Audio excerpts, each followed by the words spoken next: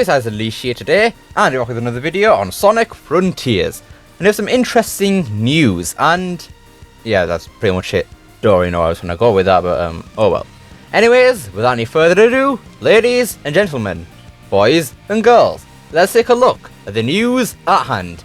On to, I don't really know what to call this story because it's indirectly Twitter because I found the source on Twitter, so I guess we'll Sonic rush to Twitter, I think.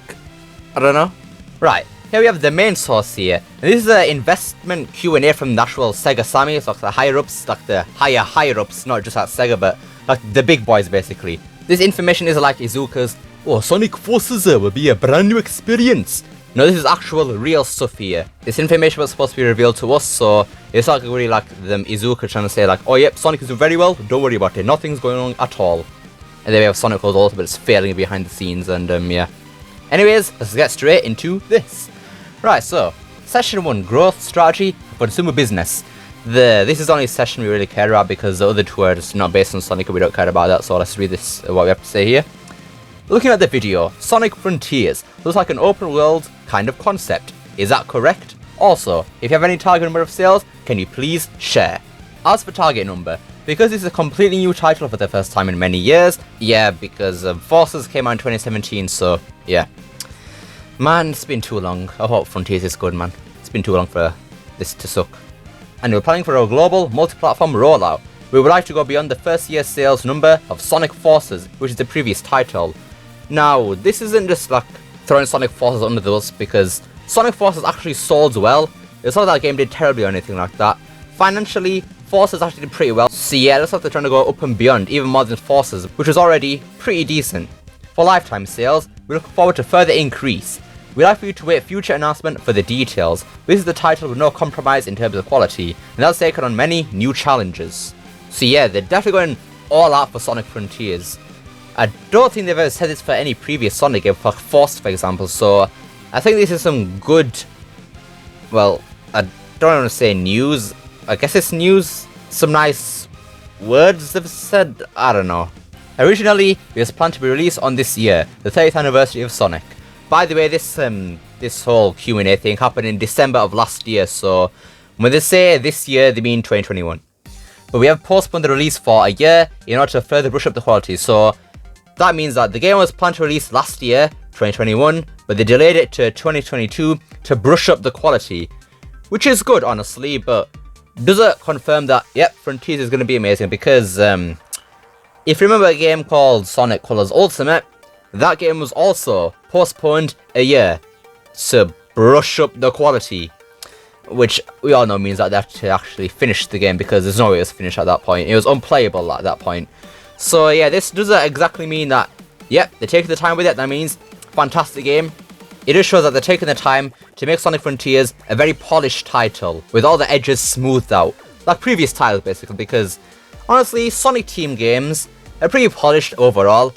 Even if the content is kind of lacking, overall the quality and polishedness, if that's a word, is pretty good. Lost World, polished. Forces, polished. And then we have Colors Ultimate, not a Sonic Team game, not polished. Then we have Sonic Boom, not polished. You get what I'm trying to say here. Not only for this title, but during the development phase, we've been steadily conducting analysis to improve the quality of the title before release, such as introducing game testing based and external evaluations, and I have a feeling that it'll become a good game and have high expectations for it. So this does confirm that they were sending out game testing for people, so that does kind of solidify the leaks if you think about it, with all those play testers that we saw in Fortune and everything saying that they played the game back in 2020, and a lot of people just didn't want to believe them, but no, those did actually happen. So yeah, that pretty much means that the leaks pretty much confirmed at that point. So I think we can just go to those leaks, and whether it's still accurate to now, like a year later, we don't know yet. But also, yeah, they're definitely saying that Sonic Frontiers, yeah, they basically just have a lot of faith in this game, to be honest, which is good, to be honest, because we haven't really seen that much with anything as of late, to be honest. Yeah, not really. So it's good to see that they're saying this with Sonic Frontiers. But once again, does not confirm it's going to be an amazing game. Right, so, moving on to the next question we have here. Can you share the possibility of strengthening the monetization of Sonic IP further in order to increase profits, such as merchandising, movies, etc.? In terms of contribution to the profits, we think the games will be the main. That is good news right there. So that proves that no matter how much money the movies and everything make, the mainline Sonic series will never die. They will continue to make games, which is good. So all those people saying that, oh no, Sonic will just die after Sonic Frontiers if it fails. No, they are going to continue making Sonic games. Have no fear there. We'd like to perceive the major new title for global, multi-platform in-game area. Referring to the recent environment, the number of movie viewers we reach has increased significantly due to the global hit of the movie and the following subscription rollout of it. That was Netflix and other platforms. And if you include mobile and other businesses, the IP has been able to reach scale like hundreds of millions of people. As the effect here of the movie, the situations in which parents and children of two generations can enjoy Sonic IP together is increasing. So we think it's important to release high quality games at this timing. Alright, that's good. So that pretty much does confirm that the success of the movie did show them that Sonic can do big numbers if they do it well. So it seems that with Sonic Frontiers, they want to release a high quality game to ride the success of the movie sequel and everything. For the expansion other than the game, we believe that it's principal to work with partners who are reliable.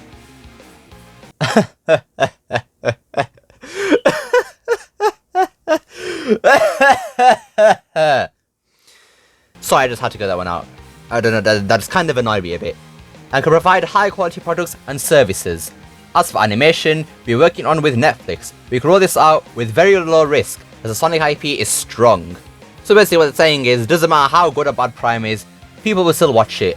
And to be honest, that's kind of true. I mean, people still buy Sonic games, right? I mean, yeah.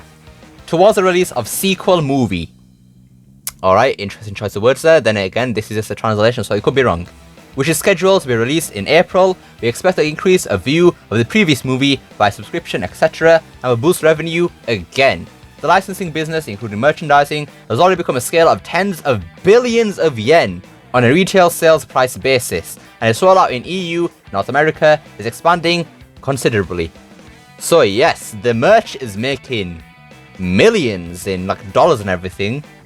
Jeez. I mean, I knew the merch made money, but I didn't know it was that much money. Like, god damn, that is actually quite a lot. No wonder they make that much merch, man. And I ain't complaining. I mean, they can push that money to games and everything, which is good.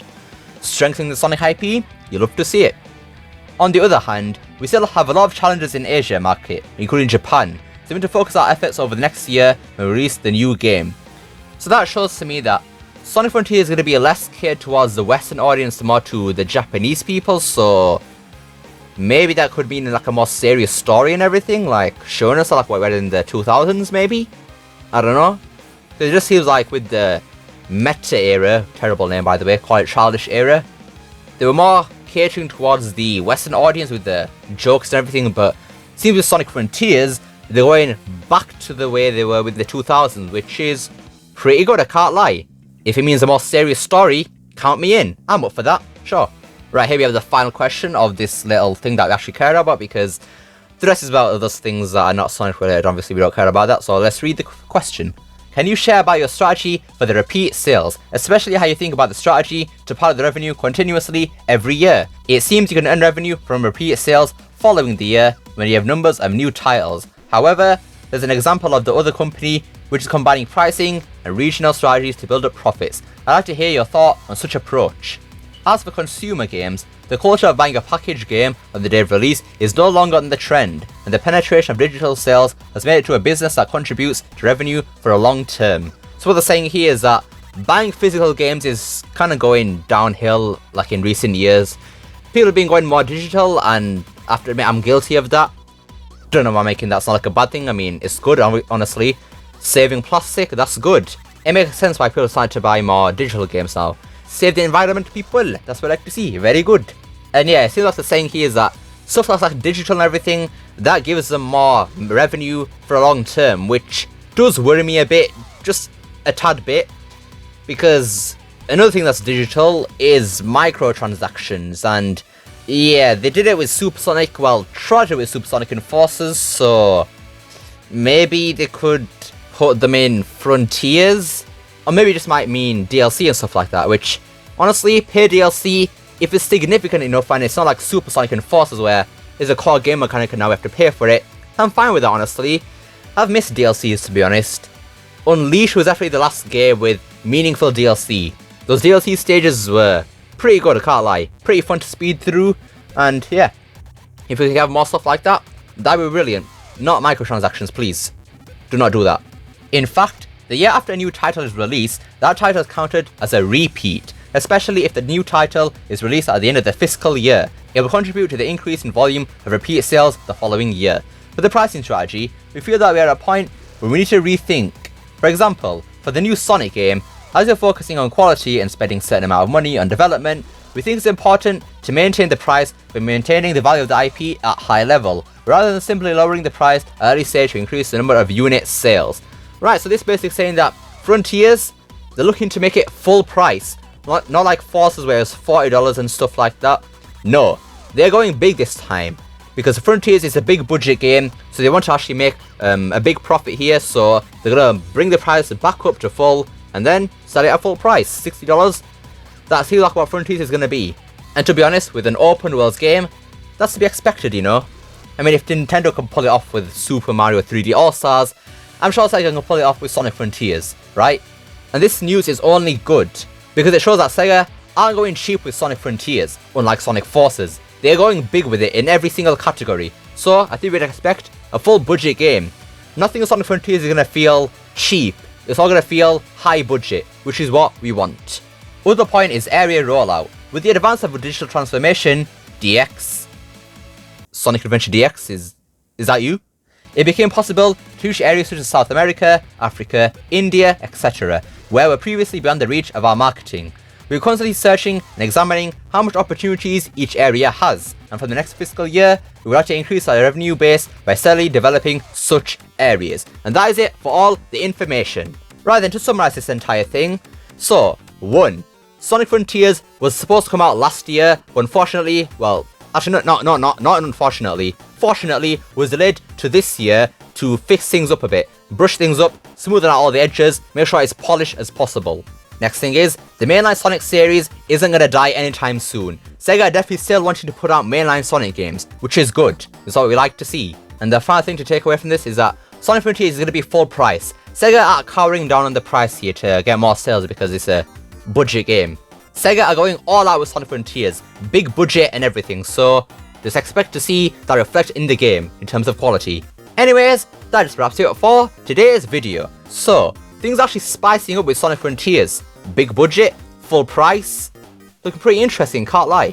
Definitely raising my expectations and hopes for the game, which obviously are going to go too high because Forces, that's always going to just linger in the back of my mind and everybody else's. At least it should. But, what do you guys think of this information? Does it make you more hopeful for the game? Or does it even make your expectations lower? I don't know, maybe it might. Let me know down below. I'd love to see what you guys have to say. I hope you enjoyed this video. Don't forget to like, share, subscribe, especially that last one. Don't forget to become unleashed by hitting that join button down below. And remember, it is not necessary. And I will see you all next time. Peace!